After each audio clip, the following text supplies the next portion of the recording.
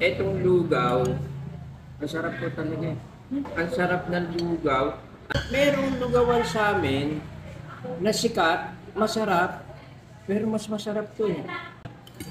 Andito ang Pilipinas ngayon sa Susan's Lugawan. Highly recommended ko ng Eat Pilipinas kasi nagulat ako, etong lugaw, ang sarap po talaga eh. Walang halong bola dahil vlogger ako or what, no? Nagulat ako, ang sarap ng lugaw. Merong lugawan sa amin na sikat, masarap, pero mas masarap to eh. Oo eh. And then itong pansit palabok, masarap siya.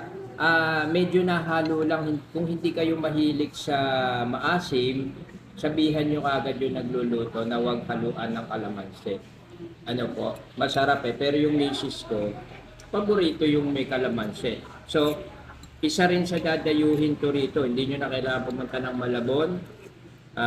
Dito pa lang masasarapan na kayo. And then ito, masarap din itong okoy, yung halo nyo, yung tokwa, masarap din. Pero talagang yung lugaw ang nagdala. Sarap, sarap. Kausap ko si ate, yung po, nahihiya lang. Ayaw ipakita yung kanyang ano. Thank you, sir. Oo, thank you. Nire-recommend ko, highly recommended itong Susan Lugawan.